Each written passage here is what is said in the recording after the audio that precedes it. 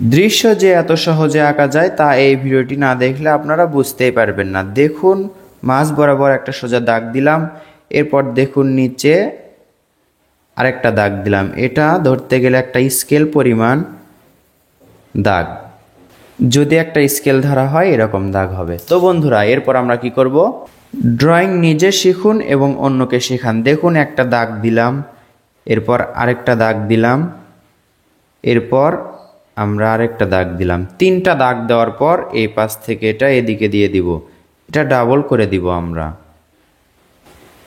এরপর দেখুন, এটার সাথে এটা মিলে দিব, আবার এটার সাথে এটা এভাবে মিলে দিব। এখান থেকে হচ্ছে সহজ একটা সুন্দর ঘর।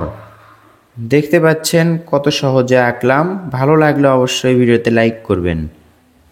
প্রতিনিয়ত আমাদের থেকে এভাবে কৌশলে ড্রয়িং শিখবেন। দেখুন, একটা গোল আকৃতির একটা ফলের পালা আঁকবো। এইভাবে শেপ দিয়ে নিলে দৃশ্যগুলো আঁকা অনেক সহজ হবে। এখানে ফলের পালা। এখন দেখুন, এখানে একটি গাছ আঁকবো আমরা। এইভাবে ভি আঁকলাম, এই তো। আবার এখান থেকে আরেকটা ডাল বের করে দিলাম। গাছ আঁকাটা এখনই শেষ করে নেই, তাহলে আমাদের জন্য সুবিধা হবে। এদিকে একটু বেশি দিয়ে দিলাম, বেশি পাতাটা এদিকে দিয়ে দিলাম। দেখতে পাচ্ছেন, এই তো। এই ডালের মাথায় এভাবে আঁকবো আমরা।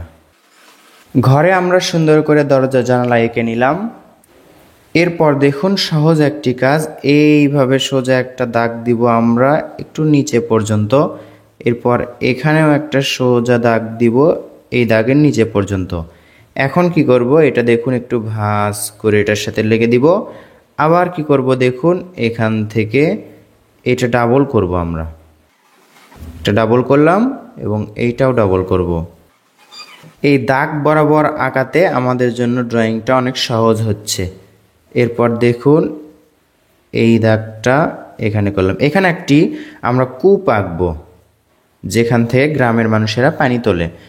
এরপর এখানে দেখুন এইভাবে ভাঁজ করব নিচের দাগের মতো। আবার কি করব, এখান থেকে এই তো ঘুরে এটার সাথে লেগে দিব এবং এটার মাঝে আমরা ডাবল করে দিব। রাবার দিয়ে মাঝের দাগ মিশে ফেলার পর দেখুন এভাবে আমরা বাঁকা করে দাগ দিব। এই দাগটা দেখুন আরেকটু কাজ আছে, অপেক্ষা করুন। দেখুন, এভাবে দাগ দেওয়ার পর এর মাঝে বরাবর পরেরটাতে আবার দেখুন এই বরাবর একটু ফাঁকা জায়গায়, এই তো এই ফাঁকাতে আবার দিব। এভাবে করলে দেখুন ইটের গাঁথুনি সুন্দরভাবে বোঝা যায়। এই তো সুন্দর একটা কূপ আঁকা হলো। এবার রাবার দিয়ে এই দাগটা আমরা মিশে দিব।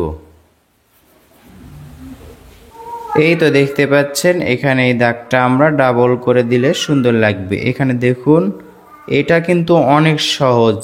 এতদূর পর্যন্ত বা এতক্ষণ পর্যন্ত যতটুকু আপনাদেরকে বোঝালাম অনেক সহজভাবে বুঝিয়েছি। আশা করছি এভাবেই আপনারা আঁকবেন।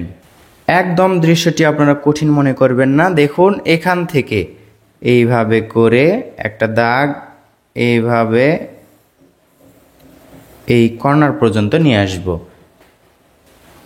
এরপর দেখুন এখান থেকে আরেকটা দাগ এত দূর পর্যন্ত, এই কর্নার পর্যন্ত এবং এইভাবে, এই তো। তাহলে এটা হলো সুন্দর একটা রাস্তা। এরপর দেখুন এখান থেকে চিকন করে আরেকটা দাগ দিব। আবার দেখুন এখান থেকে এই দাগটা ডাবল করে দিব। তাহলে হলো কি, এই রাস্তাটা এদিক দিয়ে ঘুরে এদিকে চলে গেছে। আরেকটা কাজ করতে হবে আমাদেরকে। দেখুন এখান থেকে এটা শুধু ডাবল করে দিব। এই দাগটা উপরে আরেকটা ডাবল করে দিলাম। এরপর কি করব, এখানে দেখুন এখান থেকে এত দূর পর্যন্ত দাগ দিব, এই তো সোজা করে নিয়ে আসব। আবার কি করব, এই মাথা থেকে এভাবে করে আরেকটা দাগ এত দূর পর্যন্ত নিয়ে আসবো, একেবারে এটার সাথে লেগে দিব। একটু হিজিবিজি মনে হলেও একটু পর আপনাদের স্পষ্ট হয়ে যাবে। দেখুন এগুলো দাগ আমরা এভাবে টানবো, সোজা করে দিব। তাহলে এগুলো কি হচ্ছে?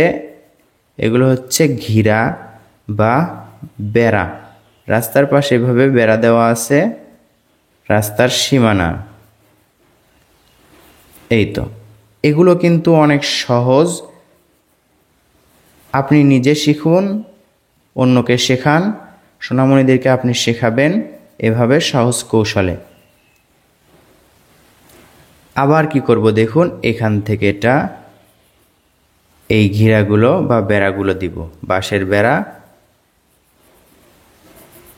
এই তো, একটু গাঢ় করে দেওয়ার চেষ্টা করব।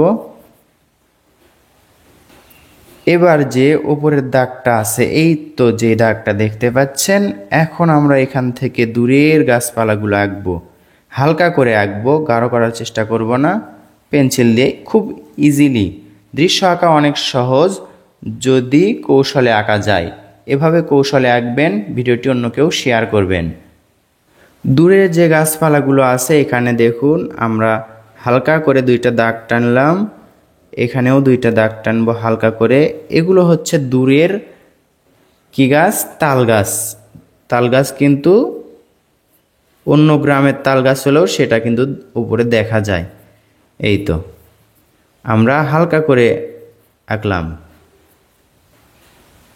এভাবে আঁকলেই হবে, দূরের জিনিস অস্পষ্ট দেখা যায়, সেজন্য আমরা হালকা করে আঁকছি খুব ইজিলি। এটা যদি আপনাদের কাছে কঠিন মনে হয় তাহলে আঁকার প্রয়োজন নেই। আকাশে যদি আপনার সূর্য দেওয়ার প্রয়োজন মনে হয় তাহলে এভাবে এক গোলবৃত্ত আঁকবেন। সুন্দর করে আঁকতে হবে, আস্তে আস্তে ঘোরাতে হবে, তাহলে সুন্দর হবে।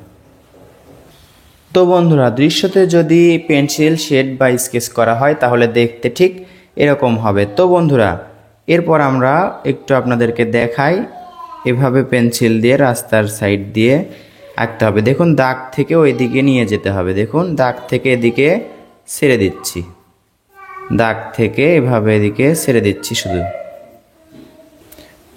দেখতে পাচ্ছেন, ওই পেন্সিল দিয়ে, যে পেন্সিল দিয়ে আঁকলাম একটু মোটা হয়ে গেল, ওটা দিয়ে এখন এভাবে দেখুন এই দাগে ধরছি এবং এদিকে ছেড়ে দিচ্ছি। এভাবে করে রাস্তার সাইড দিয়ে করব।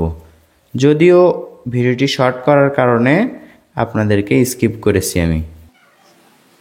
এ পাশ থেকেও একটু করে টানবো।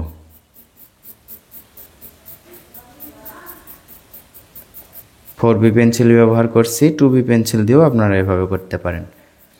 নিজে শিখবেন, অন্যকে শেখাবেন। আর আমি কিন্তু এটা খুব সহজ কৌশলে আপনাদেরকে শেখানোর চেষ্টা করেছি, বোঝানোর চেষ্টা করেছি, যেন নিজে বুঝে আঁকতে পারেন, অন্যকেও শেখাতে পারেন। আপনাকে দৃশ্য দেখিয়ে কোনো লাভ নেই যদি না আপনাকে শেখাতে পারি। শেখাতে পারলে আমার সার্থকতা, এটা আমি সবসময় বলে থাকি। ভিডিওটি কেমন লাগলো কমেন্ট করে জানাবেন।